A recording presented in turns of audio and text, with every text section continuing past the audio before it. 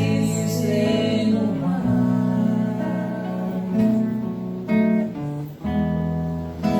O monstro da morte consegue sozinho fazer com que barcos prefiram parar. Mas monstros não existem sequer nas mentiras contadas no mar. Vai, enfrenta as tormentas de além-mar. Essas velas da coragem pra lutar e além, estrelas do bem vão te guiar. Vai, que o Cristo seja a luz em teu fogar, que o risco não te impeça de tentar ganhar o mar com instrumento que se chama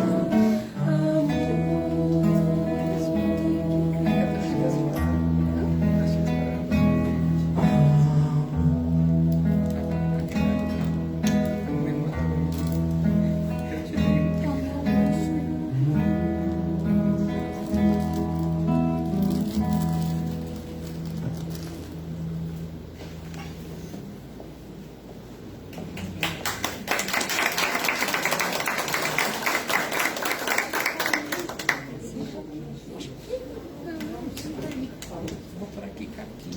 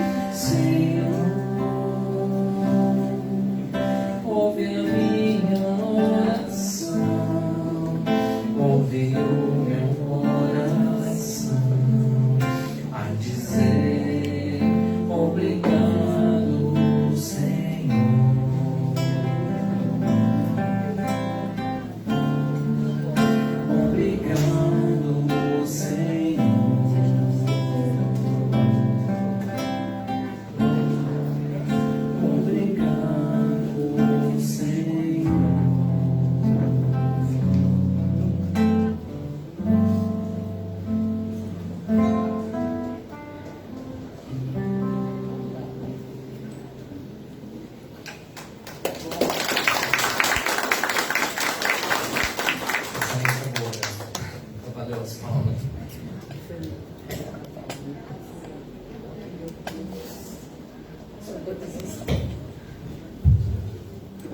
Você vai falar o quê?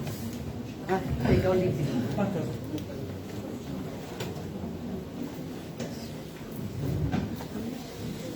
Boa noite a todos. Sejam todos acolhidos Boa nessa tarde. nossa casa, tá? Quem que está vindo pela primeira vez hoje? Que bom, temos bastante gente, sinto-se aconchegados, espero que voltem sempre, tá bom? Olha, nós vamos começar dando os recados da casa, né? Então é assim, nós temos as nossas reuniões todas as terças-feiras, às 9 horas da manhã, às quartas-feiras, às 20 horas, às terças também às 20 horas, tá bom? E aos sábados, às 15 horas. E tanto de quarta como de sábado, durante a palestra, nós temos a evangelização das crianças. Então, enquanto os pais, os avós, os tios ficam aqui assistindo a palestra, as crianças vão tendo conhecimento já da doutrina de uma maneira bem lúdica, bem gostosa, tá bom? E temos também aos sábados o encontro com a juventude que retorna hoje, né? É muito gostoso, é um curso muito bom para os jovens e é muito bonito nós vermos a juventude se interessando pela doutrina, tá bom? Nós temos também o atendimento fraterno, que é uma conversa que quem tiver necessidade, alguma agonia, alguma dúvida, tem uma conversa com os nossos trabalhadores aqui da casa. Então é um desabafo, fica somente entre vocês e eles. Quem tiver interessado é só ir lá na recepção, eles dão um número, enquanto está tendo a palestra, vocês vão ter essa conversa com eles, tá bom? Após a palestra, nós fazemos, enquanto estamos fazendo uma prece, os passistas vão estar aqui se preparando e depois vocês vão ter o passe. E tem eu já falei outras vezes, né? Nós não estamos mais dando água fluidificada, aquele copinho de água, por causa da pandemia. Mas quem se sentir com vontade, que acha que é necessário, pode trazer de casa uma garrafinha e entrar por passe, que vai estar tudo certo. E agora nós estamos fazendo umas doações para a nossa casa da Madre Teresa de Teodoro, tá? Então eles estão com muita necessidade de alimentos. Então aí na recepção vocês vão notar que nós temos umas caixas que é para quem puder, quem quiser dar uma mãozinha, trazer alimentos não perecíveis, principalmente leite para os nossos idosos, tá? Vai ser de muita utilidade, tá? E outra coisa, após a palestra e o passe, nós temos o cantinho ali do cafezinho. Sintam-se à vontade, tá bom? Tudo bem, filho? Mais algum recadinho? Então, agora, para que nós começamos a nos conectar com a espiritualidade, eu vou ler uma leitura do livrinho Um Minuto de Sabedoria.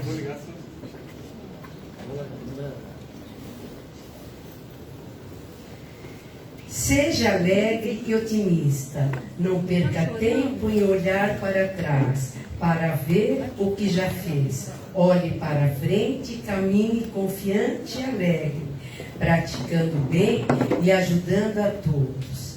Dê a mão a cada criatura que se lhe aproxima. Diga sempre uma palavra de conforto e carinho.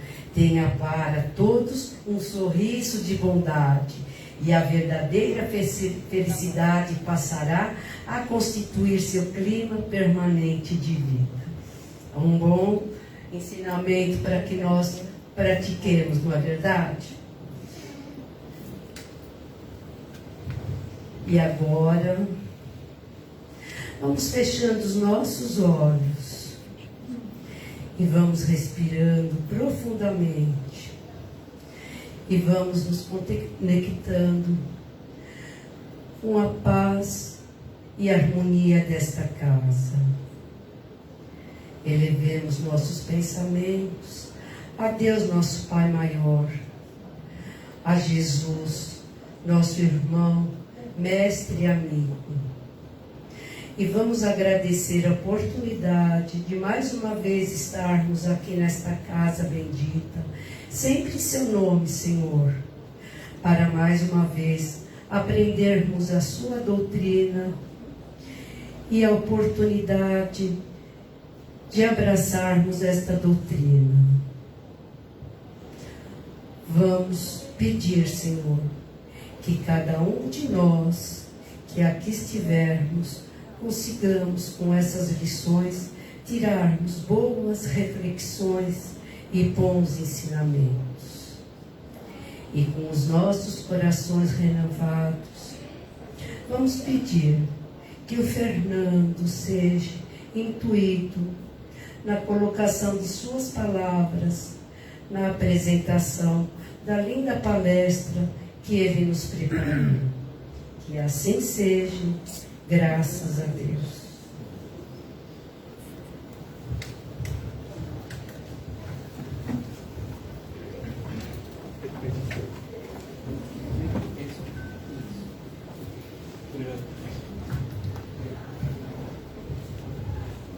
Olá pessoal, boa tarde a todos. Boa tarde.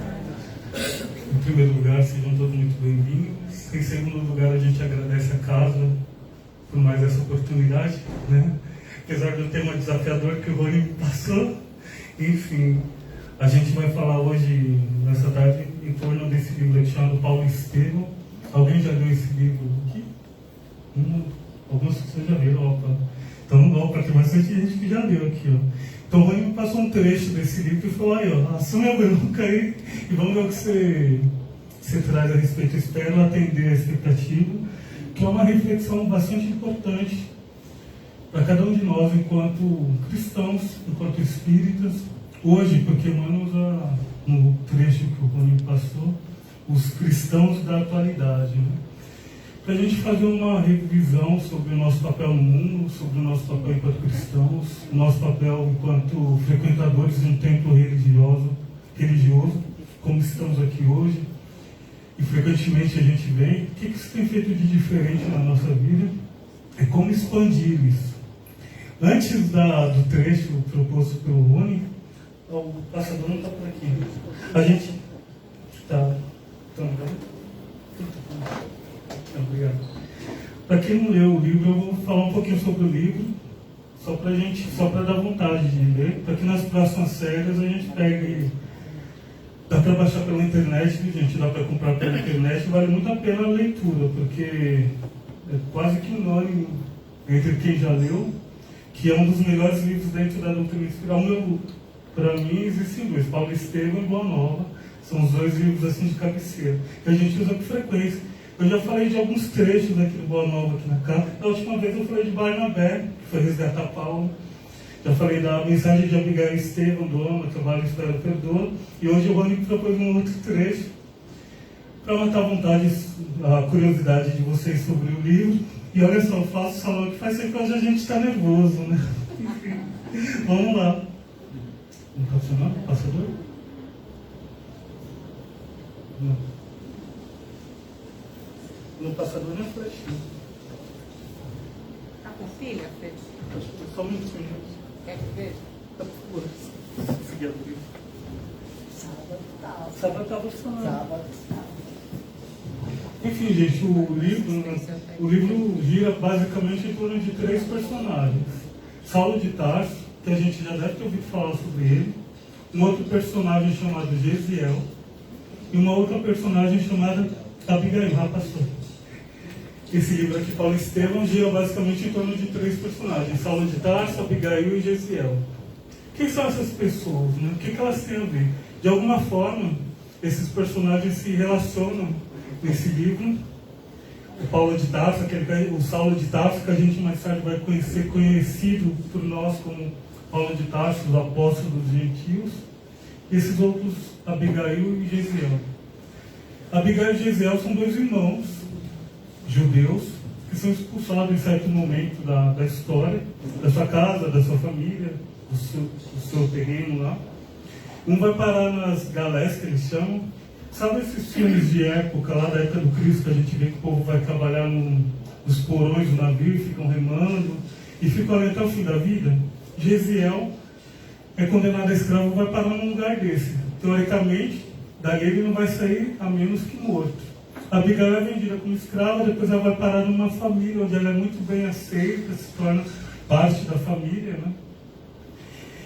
E todos em certo momento da história, Abigail, que eram judeus, Abigail e Gesiel, se convertem à doutrina que o Cristo teria trazido.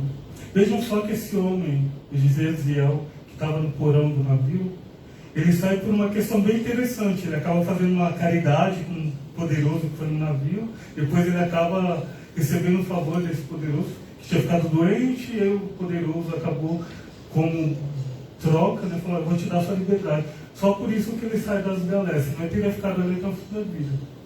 E quando Gesiel sai desse lugar, ele sai doente, a mesma doença que o homem poderoso que tinha chegado no navio tinha, ele pegou. E era uma doença desconhecida da época, provavelmente ele ia morrer em breve, né? Ele foi jogado em algum canto, alguma praia, algum lugar. Eis que, de repente, ele é acolhido pelos homens do caminho. Os homens do caminho eram os trabalhadores da casa do caminho, os trabalhadores da casa onde Pedro, o apóstolo Simão Pedro, tinha um trabalho de caridade, que é o trabalho de continuidade que o Cristo começou. Simão Pedro perpetuou lá, fazendo caridade, assistência, tratando os doentes, os necessitados, com comida, com alimento, com remédio. Um dos homens do caminho acolheu esse Gesiel, esse rapaz que estava doente, na casa do caminho. Mesmo a contragosto de Tiago, que é, esse livro a gente vê bastante esses nomes dos discípulos do Cristo.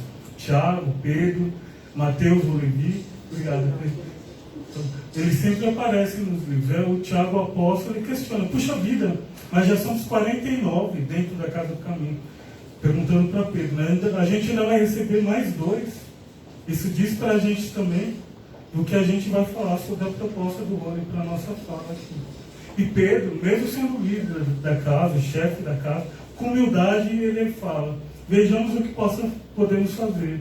E aceita Gesiel naquela casa, naquele lugar, naquela casa de acolhimento, de caridade. E ali ele se trata, e com o tempo, ele se torna um dos maiores pregadores daquele lugar. Se torna um dos... E vejam bem, ele conhecia da lei judaica, e ele ficou, de uma certa forma, envolvido pelas anotações de Levi, o apóstolo, né? O discípulo do Cristo, que a gente conhece por Mateus. Assim que ele chegou, ouviu falar do Cristo, ele queria conhecer mais, né? Ele já pediu para Pedro imediatamente entregar para ele as anotações de Levi. Ele começou a estudar aquilo, a devorar aquilo. Ele se tornou, como diz para a gente, né, Atos dos Apóstolos, capítulo 6, versículo 8, a gente vê que Estevão, que é Gesiel, porque os cristãos, os homens do caminho, eles eram batizados com os nomes diferentes do que ele tinha antigamente. Então ele entrou Gesiel e Pedro, Simão Pedro, batizou ele como Estevão. E se a gente lá em Atos dos Apóstolos, na nossa Bíblia em casa, a gente vai ver que Estevão foi fazer o que a gente poderia chamar hoje de milagres, fazer feitos incríveis, além do discurso de exaltação do Cristo, da mensagem do Cristo, e de como aquilo era importante para o povo daquela época. Como o Cristo, que estava escrito lá nas anotações de Levi, e todas as lembranças que Pedro trazia, os outros discípulos traziam, tinha uma proposta nova e diferente para a humanidade. Em cima disso que Gesiel, Estevão, começou seu trabalho de divulgação, com humildade. Só que esse trabalho de divulgação, de falar do Cristo, de falar do Evangelho, começou a incomodar os poderosos da época, né? Enquanto isso, Abigail, a outra irmã de Gesiel, os dois não se encontram, eles são afastados.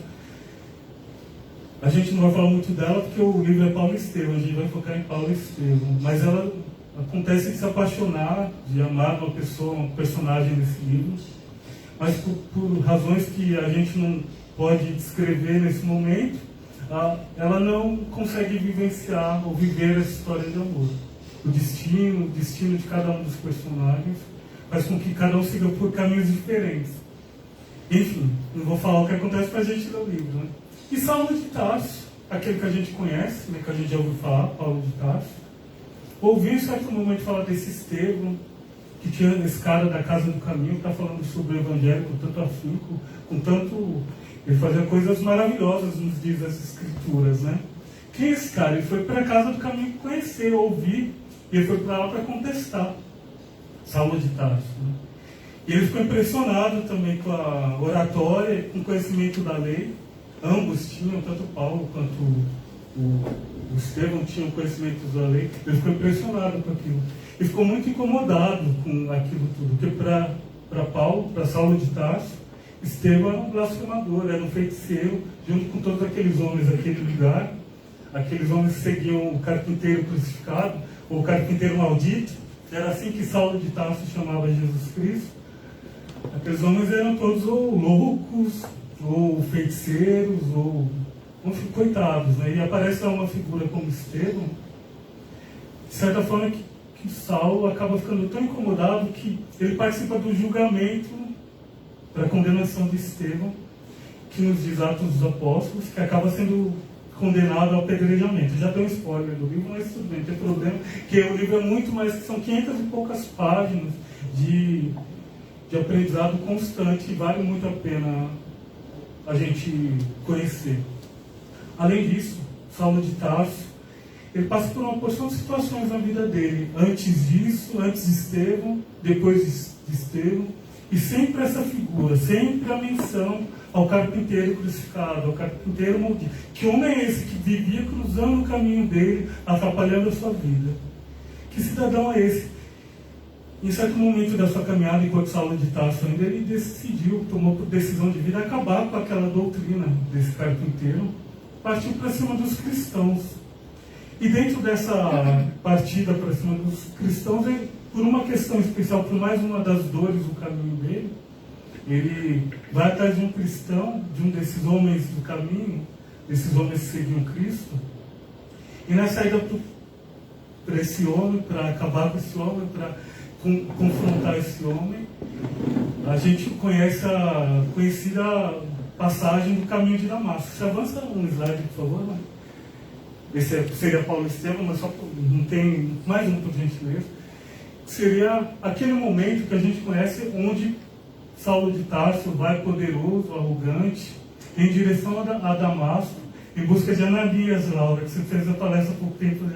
Ele ia em busca de um dos homens chamado Ananias, que era um outro propagador das ideias do carpinteiro daquela época. Ele ia lá para acabar com esse cidadão. Mas esse caminho, em direção a Damasco, lá em direção a Ananias, em certo momento ele vai refletindo bastante sobre sua vida. Por que será que tanta coisa, ele, seguidor da lei, conhecedor da lei, tanta coisa difícil vinha passando na vida? Porque esse homem, esse carpinteiro que foi crucificado, provavelmente era um louco, um feiticeiro. Se ele fosse bom mesmo, ele estaria por ali. Porque ele tinha congregado, juntado tanta gente. Porque ele era tão importante para tantas pessoas que, inclusive, cruzaram com Saulo de Tarso. Ele ia nesse caminho, até que em certo momento a gente conhece a famosa passagem, né? Ele e alguns soldados estão caminhando pelo caminho de Damasco. Ele vê um clarão muito forte. E ele acaba caindo do animal, ou caindo do cavalo. E olha só a linguagem, que interessante. A gente fala que é do cavalo hoje em dia, que é deixar de ser orgulhoso. Quando você cai do cavalo, quando seu orgulho vai para o chão, né? Quando você deixa de ser prepotente, arrogante, cai do cavalo. Você vê que suas ideias não são, às vezes, para mim são um simbologismo já, né? A luz é tão forte, tão intensa. Ele cai do cavalo. E ele está, sem perceber, a gente lê no livro, sem perceber, ele já está de joelhos, em prantos. E ele vê um ser, uma entidade chegando perto dele, pergunta: quem és tu, Senhor? Ele já reconhece como Senhor. E a imagem, esse cidadão fala: eu sou Jesus, por que me persegues? Né? A gente conhece essa passagem, lembram-se dela? Isso tudo diz pra gente. O que a gente está perseguindo na nossa vida também? E a gente vai ver na nossa fala de hoje que tem muito de Paulo de Tarso, de Saulo de Tarso na nossa caminhada. Enfim, conversa vai, conversa vem. Olha que foi quando notou que Jesus se aproximava, contemplando carinhosamente. Jesus, o mestre, tocou-lhe os ombros com ternura, dizendo com inflexão paternal: não recalcitres contra o aguilhão. Essa é uma frase que a gente às vezes poderia até passar batida do livro. Mas é uma frase que diz para a nossa fala dessa... Todo o livro diz, né? Mas por que será que Jesus diria para um recém-convertido nesse momento tão importante da sua caminhada, não recalcitres contra os aguilhões? Ou é difícil para ti recalcitrar contra os aguilhões se a gente é Atos dos Apóstolos, né? Não recalcitres contra os aguilhões, e não tente resistir, não tente combater as dores que chegam à tua vida. Aí você fala, puxa vida, mas Jesus ia chegar para a gente e falar, não, a gente tem que sofrer pacificamente, tem que passar por dor pacificamente. A gente vai ver na lição de Emmanuel daqui a pouco, no capítulo 150 do Caminho, Verdade e Vida, o que são os aguilhões? Senão, como Emmanuel nos diz, são os mensageiros da providência para que a gente encontre as portas da redenção. E naquele momento era o próprio Cristo que era o mensageiro da providência para Saulo de Tarso. Ele fala, não recalcitres contra os aguilhões, aceita, entende, a gente vai ver na leitura do Caminho Verdade, entende o que as dores, as dificuldades da sua vida está trazendo para você. A gente não sofre por acaso, só porque Deus não tinha que fazer, vamos jogar dor na vida do Rony, da Cleide, do Fernando. Há motivos para isso. Mas se a gente não entender buscar trazer significado às vivências que a gente tem na vida, a gente vai ficar vivendo e passando, e voltando, indo e voltando, sofrendo e sem tirar o aprendizado que a gente tem que tirar da vida. A proposta de Jesus para Saulo neste momento estava no ponto de saturação do espírito. Por isso aquele questionamento anterior no caminho de Damasco, pensando sobre sua trajetória, isso a gente tem que fazer na nossa vida, pensar sobre a nossa trajetória, o que eu fiz até aqui, onde a vida tem me levado, com quem eu tenho cruzado no caminho da vida, quem a vida tem me trazido, quais aprendizados eu tenho que levar com essa pessoa, com essa situação. Essa é a proposta, ao meu ver, do livro dentro dessa passagem também.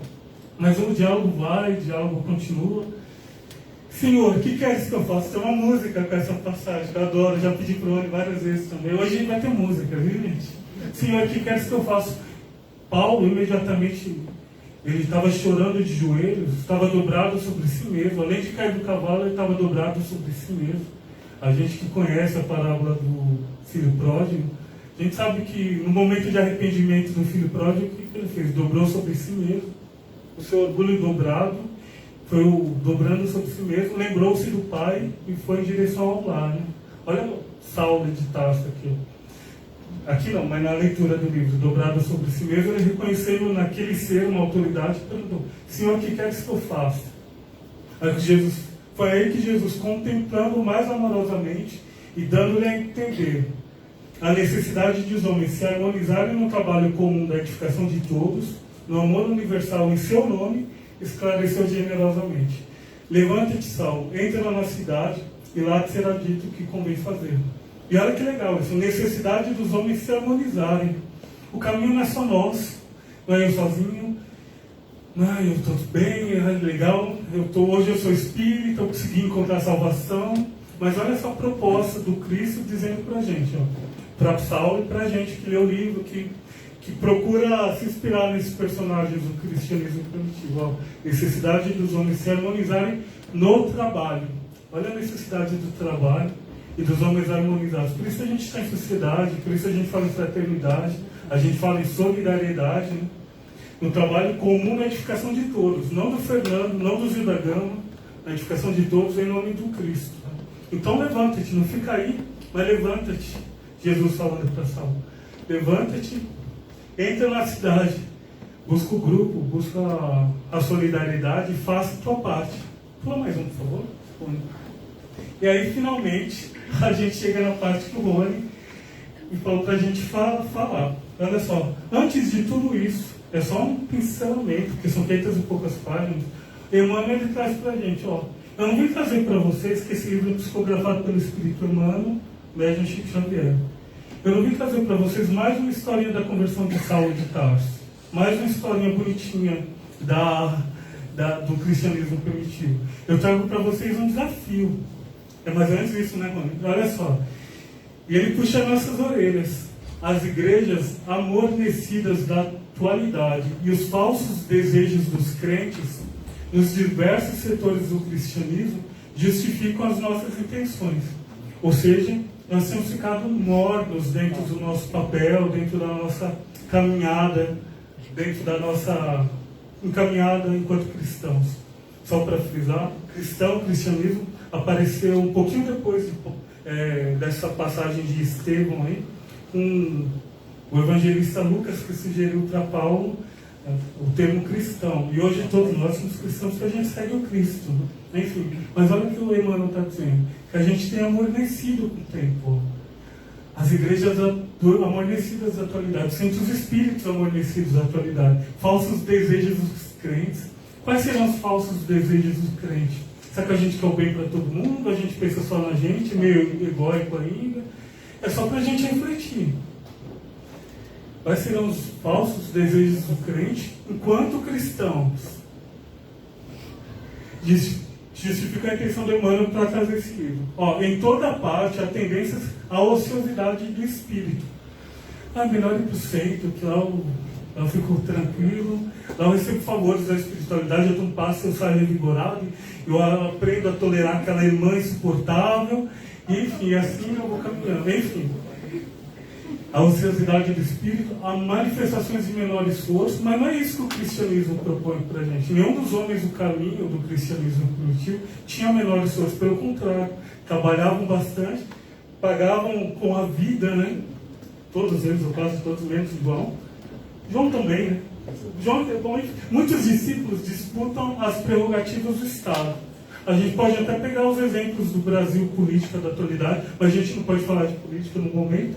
Mas olha só, muitos discípulos religiosos buscando favor do Estado, do país, porque eu sou cristão, porque eu sou igreja. É Emmanuel falando pra gente, não é o Fernando, pra gente. Fiquem bravos com Emmanuel. Enquanto os outros, distanciados voluntariamente do trabalho justo, distanciados porque quer, suplicam a proteção do sobrenatural do céu. Eu sou espírita porque eu peguei Covid. Eu sou espírita porque isso não acontece. Isso acontece com a gente pensa nisso? Não, isso acontece com o povo lá de fora. Naturalmente eu estou todo sábado no centro porque dificuldades, porque eu não fico rico, né? Porque eu tenho dificuldade financeira, né? Porque eu pego doença, né? Porque eu tenho desentendimento com um parente ou com outro. Só para a gente refletir, né? Templos e devotos entregam-se gostosamente. E a gente se entrega mesmo acomodadamente, né, as situações acomodatistas, preferindo as dominações e regalos de ordem material. A gente fica muito mais preocupado, às vezes, na teologia da prosperidade, em dar tudo certo materialmente, do que em se transformar, de que levar o cristianismo para a nossa vida, para o nosso dia a dia, para a gente crescer. Deixa eu passar mais um aqui.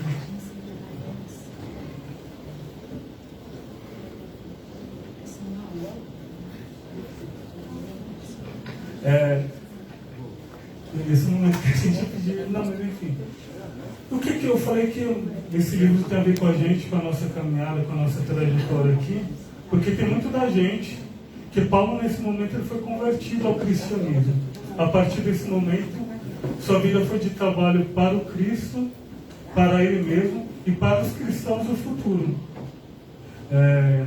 A proposta é que a gente leve esse entendimento, essas reflexões do Paulo, principalmente esse diálogo rápido de agora a pouco, para a nossa vida. Mas alguém poderia levantar a mão e dizer: puxa vida, mas é injusto comparar Saulo de Tarso, que provavelmente era um espírito trabalhado na experiência, com cada um de nós. E Saulo de Tarso recebeu a visita do próprio Cristo, né? Assim até eu. Às vezes algum de nós poderia perguntar: recebendo o próprio Cristo vindo conversar contigo, como não se converter? Mas será que só o Saulo de Tarso tem a oportunidade de conhecer o Cristo? De receber, de ouvir sobre o Cristo? Ou será que essa é uma proposta que a gente também ouve, a gente também tem na nossa caminhada, e às vezes a gente ignora, a gente deixa passar?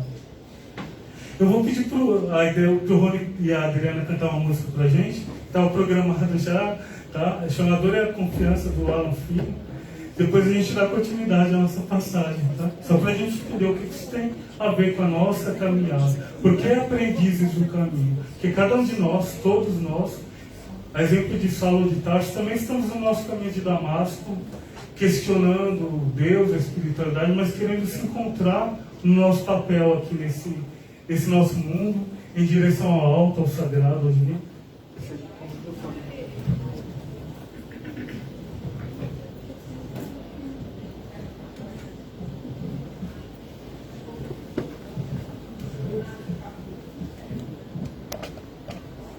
Tá pegando aqui? Tá.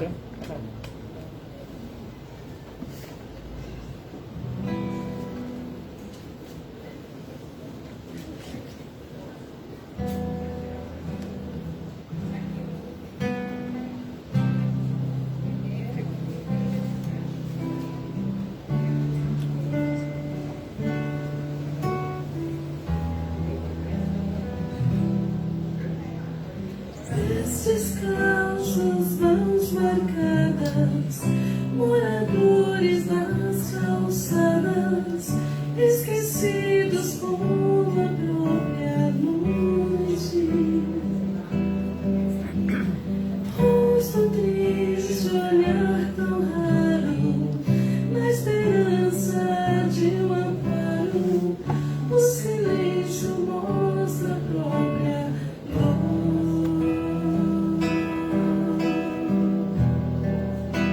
Sem perceber,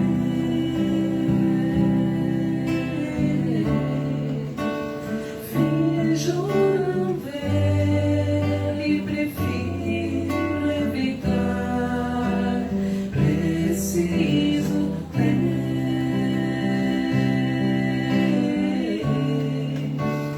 olhos de ver e mãos de ajudar.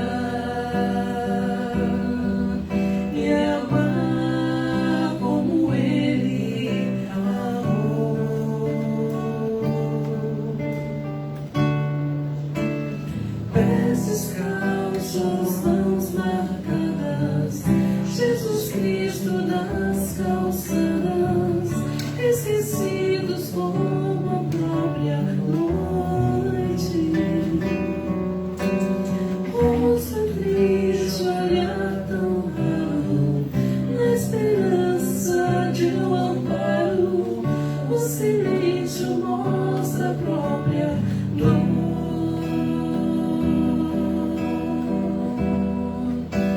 Sem perceber,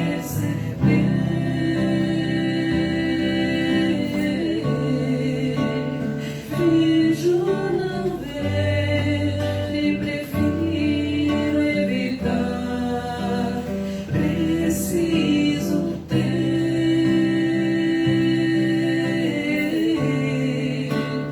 olhos de ver e mãos de ajudar. Me amar como Ele amou.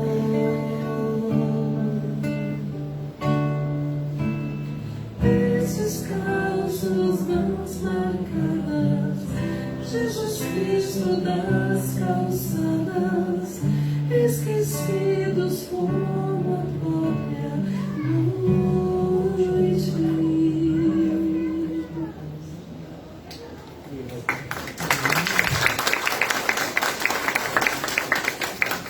Então, gente, a gente estava falando aqui de Saulo de Tarso, né? Qual a nossa diferença de Saulo de Tarso? Saulo de Tarso era Saulo de Tarso, ele recebeu Jesus Cristo, né?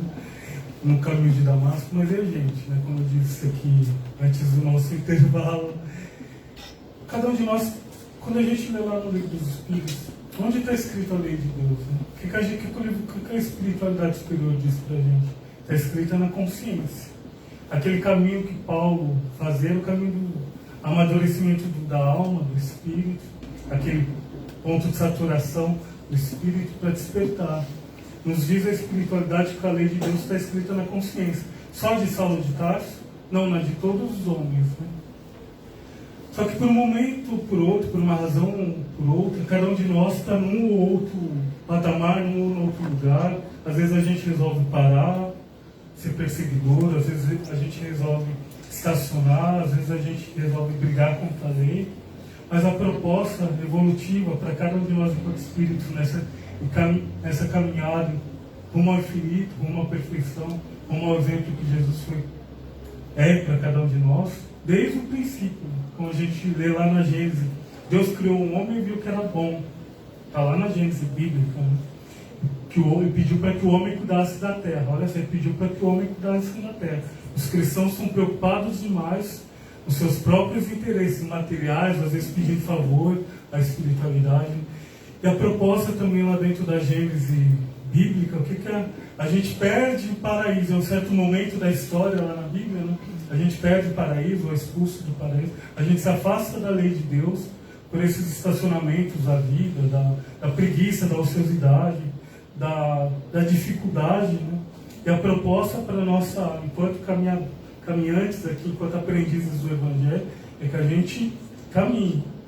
E que a gente caminhe, como disse Jesus, para a Saulo de Tarso. Não recalcitre os contos dos aguilhões. A gente vai falar logo após essa fala que eu vou fazer agora sobre esses aguilhões. Que essa providência, esses mensageiros da providência têm trazido isso para a nossa vida.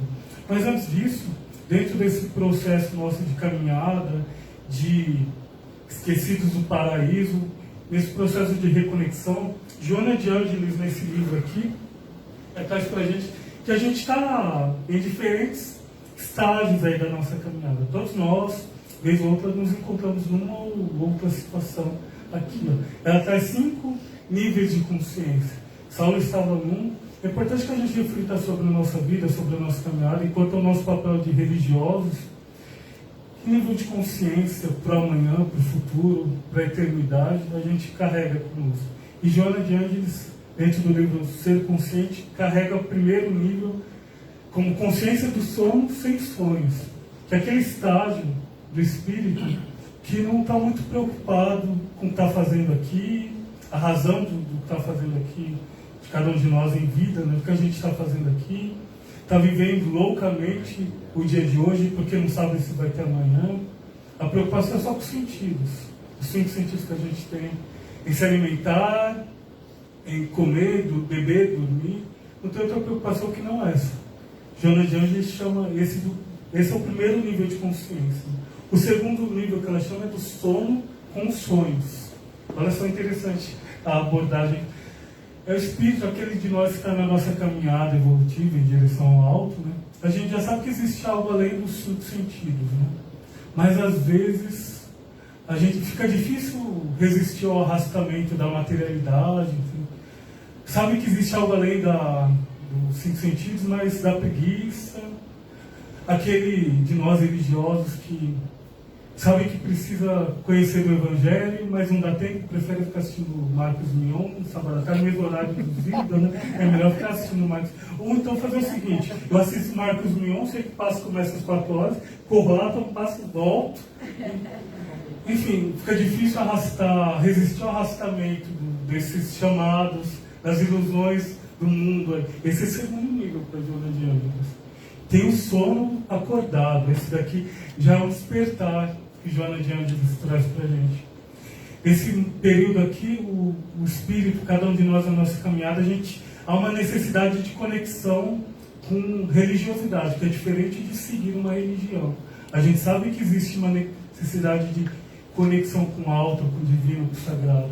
Que só ficar se contentar com a matéria e com as sensações, não.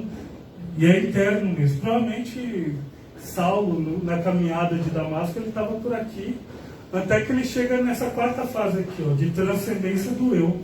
Essa 4ª fase é a transcendência do eu mesmo, porque eu me liberto de mim mesmo, daquele pensamento, daquela vontade egóica, egoísta. Eu começo a pensar no próximo e no mundo, e deixar um marco. São aqueles cientistas, aqueles estudiosos, aqueles religiosos, que trabalham aí pelo progresso da humanidade, sua vida inteira ou parte da sua vida, e que não estão preocupados em agradecimento, ou nem vai conhecer quem vão ser os beneficiários do seu trabalho. Eles estão preocupados em contribuir com o mundo, contribuir com a humanidade. A gente pega aí os exemplos de Gandhi, de Madre Teresa, de Chico Xavier. A gente pega como exemplo que a gente está falando aqui de Paulo Estevam, o próprio Saulo, né? Que depois virou Paulo, quando convertido, virou Paulo de Tarso. Porque qual é o exemplo de transcendência do eu? Tá funcionando? Tá. Transcendência do eu. Tem uma fala de Paulo famosa, né? Ele fala assim: não sou eu mais quem vivo, mas o Cristo quem vive em mim. Isso é profundo, né? Olha como ele transcende a sua vontade, não só o perseguidor, mas o cristão trabalhador, o que fez todas as cartas, as comunidades da época, trabalhador aí pelo Cristo. Tinha divergência, tinha trabalho depois da conversão também. Quem lê o livro sabe disso. Mas olha só, aí já é um ser diferente do terceiro. No terceiro, a necessidade de conexão com o sagrado, com o divino. No quarto, já transcende o eu. Não é só eu, é o Cristo que vive em mim. É repercutir no meu meio, na minha casa, na minha igreja, no meu bairro, no meu estado, no meu país, no nosso mundo. Essa é a proposta de cada um de nós. Independente de eu falar: Fernando, você é bonzinho, você vai ser eleito presidente, vereador, sei lá. Não quer o agradecimento. As pessoas, alguém lembra de Madre Teresa pedindo agradecimento, Chico pedindo agradecimento por ele? Não é o propósito desses espíritos. E aqui, ó, o nível de consciência cósmica, esse é um nível que a gente aspira sim, não é um nível impossível para a gente, mas é aquele nível que a gente só tem como exemplo aqui na humanidade, aquele que disse, quando esteve aqui há 2000 anos, que ele e o Pai é um só. Que Jesus disse isso: eu e o Pai somos um. Um dia cada um de nós aqui vai falar isso. E que dia que a gente vai falar isso? O dia que a gente estiver integrado à lei. A gente te lembra lá na 1009 do Livro dos Espíritos, até já falei isso aqui em outras oportunidades. Então, uma mensagem assinada por Paulo Apóstolo, onde em certo momento ele fala: gravitar para a unidade da criação, eis o futuro, eis o destino da humanidade. E às vezes a gente se desvia, a gente quer pegar um atalho, se perde no caminho, mas vem a dor para nos realinhar, para fazer com que a gente desgoste do desvio, do caminho errado, e que a gente se realinhe à vontade da criação. Que não é só a letra, mas é o espírito, trazer a letra para a vida, para a sociedade, para o mundo, para o espírito de caminhada que está do nosso lado. Essa é a proposta de Joana de Ângeles, dentro desse livro que ela traz aqui, dentro da nossa reflexão dessa tarde. Mas eu estava falando para a gente que aquela frase do Paulo, de Jesus para Paulo: não recalcitres contra os aguilhões, é importante que a gente ia falar a respeito, porque dentro dessa lição 150 aqui do Caminho, Verdade e Vida, esse livrinho aqui, olha o que o Emmanuel diz para a gente. O caminho evolutivo está sempre repleto de aguilhões, de dores, de sofrimento, de dificuldade. De outro modo, não enxergaríamos a porta redentora. Será que a gente enxergaria a porta redentora? Lembrando que, para Saulo de Tarso, o aguilhão era tudo que ele passava na vida, e Jesus falou: não recalcitre desse ponto, aceita, entende os aguilhões. E Emmanuel está falando para a gente, ó: o caminho evolutivo está sempre repleto de aguilhões. De outro modo, a gente ficaria nesse perfil de igreja morna, igual a gente tem ficado, acomodada, pedindo para a espiritualidade fazer favor para a gente, sendo que a proposta para a gente, como diz o Pai Nosso, é: venha a nós o vosso reino, mas não é que a espiritualidade faça isso, é que a gente tenha força para que a gente construa o reino de Deus aqui na Terra. Essa é a proposta da espiritualidade para a nossa evolução. A gente fala: venha a nós o vosso reino, e não está vindo Jesus, eu não aguento mais ir nos vida pedir isso. Não é não vir aqui nos vida não. É que a gente faça lá no trabalho, lá dentro de casa, lá no musicarte, lá onde for que a gente é convidado a trabalhar, a atuar, a levar a mensagem do Cristo, nos convites que a gente recebe invariavelmente, com ou sem a presença do Cristo pessoalmente na nossa vida. Emmanuel continua: cientes de que Deus dá tudo, e a gente sabe disso, a gente sabe, mas às vezes a gente esquece. Vamos lembrar dos níveis de consciência de agora a pouco? A vida, os caminhos, os bens infinitos, os gênios inspiradores, e só pede às criaturas se lhe dirijam aos braços paternais. Deus dá tudo, só pede que a gente se dirija aos braços paternais. Esses divinos emissários organizam, eu falei que os emissários da providência, aqui ó, Emmanuel dizendo, que esses divinos emissários organizam os aguilhões por amor aos seus tutelados. As dores que a gente passa na vida, olha só o que Emmanuel está dizendo: por amor a cada um de nós. Briguem com Emmanuel, se houver alguém discordar disso depois, mas fala ver. Cada existência e cada pessoa tem a sua dificuldade particular. Então não é só eu que sou coitado, que tenho dores, que tenho sofrimento na vida. Cada existência e cada pessoa tem a sua dificuldade particular, simbolizando ensejo bendito. Analisa a vida, palavras de Emmanuel. situa os teus aguilhões, veja que eles podem ser corrigidos, veja que eles podem ser tratados, veja que já podem ser superados, Emmanuel dizendo. E não te voltes contra ele, mas aprenda com ele. Essa é a proposta de Emmanuel para a gente, tá certo? Então, tá, Fernando, você está falando que a gente tem que não recalcitrar contra os aguilhões, então nós espíritas fazemos apologias à dor, ao sofrimento, é isso? Não. O barato é ficar em casa e fazer aqueles negócios de flagelação. Essa é a proposta do espírito? Não, né? A proposta que nós já entende com os teus aguilhões, com suas dificuldades da vida. A proposta do espiritismo, do cristianismo, é só para que a gente não fique a nossa existência passeando por aqui, culpando um ou outro, culpando a espiritualidade por não nos atender, sendo que a proposta da espiritualidade, e que às vezes a gente já tem condições de superar os aguilhões, as dificuldades da vida, a gente fique nesse achando, eu sou coitado, pobre de mim, coitadinho de mim. Não é essa a proposta. Saulo não foi um espírito preferido por Deus, por Jesus. Saulo fez o caminho que ele tinha que fazer. Cada um de nós é a nossa trajetória. A gente está nesse caminho. Será que a gente tem pensado nisso? Será que a gente tem pensado o que vira aos dias aos sábados? O que lê esses livros que falam de Chico Xavier, dos espíritos, traz para a gente? O que isso tudo traz para a gente? Porque se eu não consigo levar isso daqui para fora daqui, de alguma forma, nos relacionamentos, de novo, parece bater na mesma tecla, né? Mas o desafio é o convite da espiritualidade para a gente. Que a gente consiga levar essas reflexões, esses desafios, essas mensagens que a gente recebe da espiritualidade para a nossa vida. Só um minutinho. Tem um outro trecho do Paulo Estevam que eu gosto bastante, porque em certo momento de dificuldade, lá na Casa do Caminho, eu trago de reflexão e de inspiração para a gente aqui. Pedro, ele estava falando, puxa vida, será que vale a pena manter um lugar como esse, essa trabalheira toda, esse constante ataque dos romanos, vez ou outra, não para de chegar doentes, necessitados. O trabalho não para, é incessante, ainda vem agressão, ainda vem gente xingando, ainda vem gente desacreditando. Ele se pôs um dia em prece lá, na Casa do Caminho, já pensando em se mudar dali. Acho que eu vou sair de Jerusalém, porque aqui não está dando mais, eu já não aguento mais fazer isso. É muito trabalho, pouca recompensa, né? Ou recompensa nenhuma, mas é sofrimento demais, é dores demais. E lá em prece, uma prece ardente ao alto, aos céus, em certo momento ele começa a ouvir os passos, quem já leu o livro deve lembrar disso, né? Os passos ali no quarto, né, onde ele estava. Quando ele olha para o lado, ele vê o próprio mestre, que olhou para ele, Jesus, que já tinha sido crucificado, né? Que olhou para ele meigo e carinhoso, mas severo também, com aquele olhar de segue em frente, continua o teu trabalho, né? E Jesus disse para ele isso daqui, ó: Pedro, atende aos filhos do Calvário antes de pensar nos seus caprichos. Isso é profundo para a gente.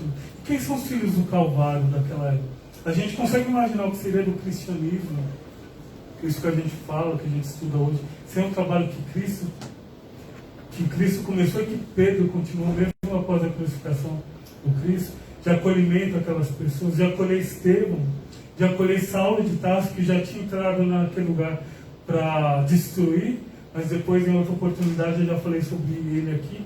Ele entrou lá, foi acolhido, entrou lá para ajudar. Seria de nós, que seria do cristianismo, sem esses personagens, sem todos os outros, talvez alguns de nós tenhamos passado por lá, a gente não sabe, né, da nossa história, precisando de uma palavra, precisando conhecer das mensagens do Cristo, precisando se livrar da lepra do coração, da alma, da vida. E esses homens humildes, simples, Pedro estava a fim de largar aquilo tudo e mudar para outro lugar, mudar para o Canadá e para outro lugar, e para outro lugar, falar que não dá mais. Mas olha, Pedro, Jesus chega nele e fala: Pedro, atende os necessitados, os filhos do Calvário. Eu não estou mais aqui. Seria como se Cristo estivesse dizendo para ele: eu não estou mais aqui. Você, sobre essa pedra edificarei a minha igreja. Você é um dos meus sucessores. Você quer ir embora na primeira dificuldade? Atende os filhos do Calvário. Antes de pensar nos teus caprichos. Ah, tá difícil, mas você não está aguentando? Eu não estou te inspirando, te auxiliando? Eu estou sempre contigo.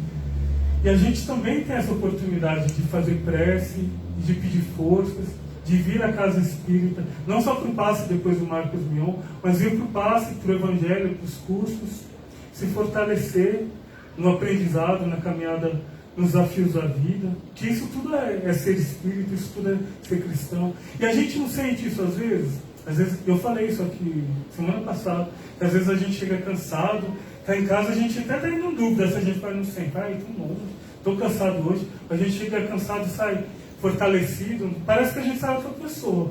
Isso acontece com você, gente? É tudo, é a casa, é o passe, é o Evangelho, isso faz transformação na nossa vida.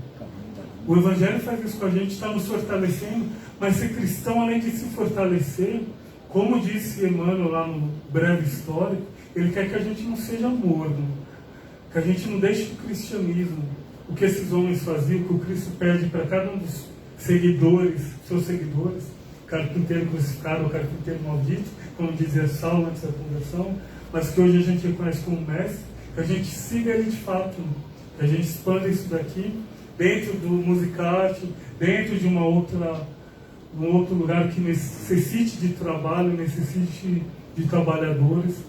A Cleide falou agora há pouco da arrecadação de alimentos que a Esther está fazendo aqui por Madre Teodoro. Que às vezes a gente está ficando muito molho, preocupado só com a nossa conta bancária, só com as nossas dores, esquece que a gente pode auxiliar, que a gente pode ajudar. A gente se enfia dentro dessa nebulosa aí de dores e dificuldades da vida. E tem gente, tem muita área de atuação aí fora. Muita área de atuação aí fora. O convite aos cristãos da atualidade, como diz, esse é o convite do Emmanuel nessa passagem, é para que a gente perceba isso. Né? E o que a gente ganha com isso? Né? Essa transformação? A gente ganha um mundo melhor, a gente ganha paz de consciência. E o que é paz de consciência? Paz de consciência é a sensação de dever cumprido. E é dever cumprido mesmo, não é favor cumprido, é dever cumprido. Que a gente tem feito com tudo que a gente recebe. Lembra de uma das parábolas, né? Fizeste com os tesouros que eu te confiei. A gente tem enterrado só para a gente tem conseguido expandir isso para o nosso país, para o nosso meio. Essa é a proposta do Cristo para a gente. O que mais que eu ganho com isso? Se a gente começar a atender os necessitados, os filhos do Calvário que estão na olaria, que estão no Madre Teodora, que precisam de ajuda, e às vezes a gente precisa só estar lá pondo água na sopa, faz diferença. Talvez a gente gaste menos com segurança, gaste menos com educação. Olha quanto a gente gasta bilhões em segurança nesse país. Né? Vai chegar uma época, isso é inevitável, nem que demore alguns séculos. Um dia a gente vai parar de gastar tanto com segurança. A gente vai poder usar esse dinheiro para gastar com lazer, com educação, com saúde. Por enquanto a gente tem que gastar com segurança, porque a gente às vezes exclui algumas pessoas, exclui grupos, e esses grupos são seres humanos, é vida, né? Que precisam ser vistos, precisam ser atendidos. Né? A proposta do Evangelho é que a gente atenda aos órfãos, aos filhos do caminho. Todos aqueles que estão no nosso caminho, no caminho do Cristo, que não tem o Cristo pessoalmente aqui, mas tem os cristãos aqui no mesmo país, na mesma cidade. E o que a gente tem feito com a mensagem do Cristo? O que a gente ganha com isso, além disso tudo? Eu gosto de lembrar sempre um exemplo que eu vi de uma amiga minha, espírita também.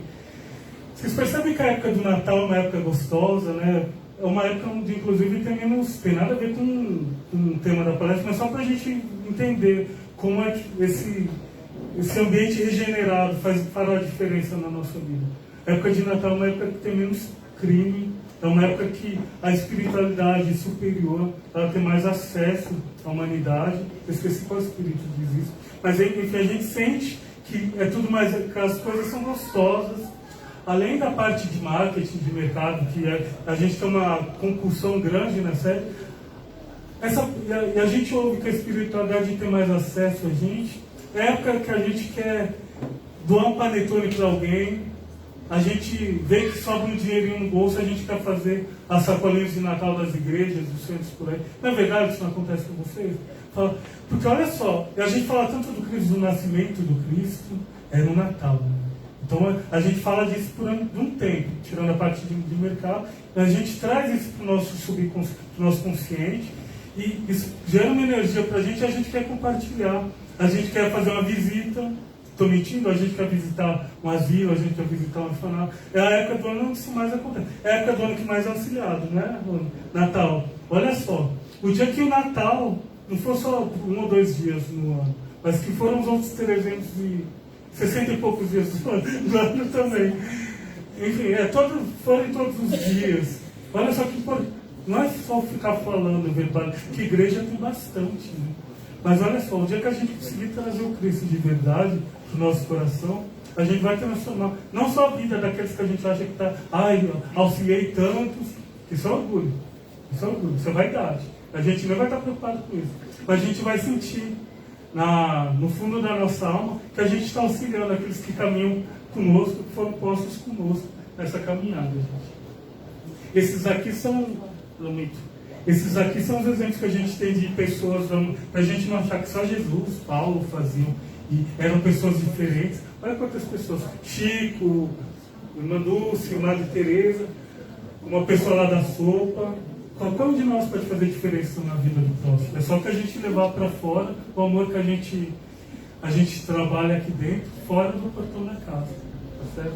Que um dia, como disse Saulo de Tarso, né, lembra que a gente falou do 4º nível de consciência, que Saulo de Tarso é a transcendência do eu. Um dia a gente vai ser menos egoísta, menos egóicos, e a gente vai poder dizer, assim já não sou eu, o Fernando, que vive, o Fernando egoísta, cheio de defeitos, mas o Cristo que vive em mim, não Jesus Cristo, mas o Cristo que deixou a mensagem, que tocou a vida, fez um Fernando diferente e melhor para a eternidade.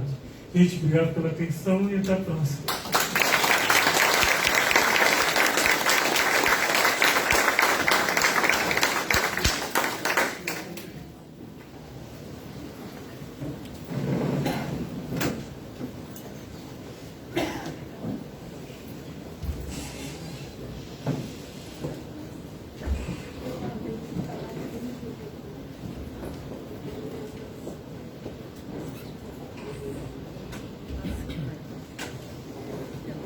E agora, vamos fechando novamente os nossos olhos e vamos agradecer a toda a espiritualidade que esteve aqui desde sempre, higienizando este ambiente, para que pudéssemos realizar estes lindos trabalhos.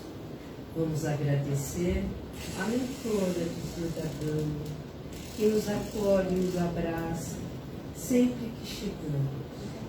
Vamos agradecer ao nosso mentor por ter nos intuído a virmos até aqui e termos assistido essa linda palestra que o Fernando nos passou.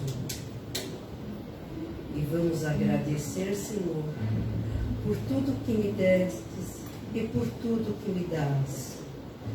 Vamos agradecer, Senhor, pelo ar, pela vida e pela paz.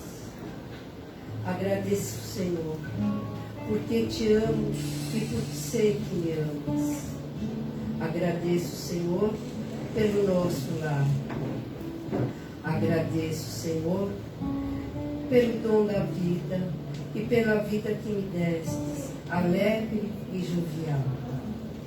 E agradeço, Senhor, porque creio em Ti, por hoje e por todo sempre. Que assim seja, graças a Deus. E agora vamos aguardar os passistas se arrumarem e vamos tomar paz, tá bom?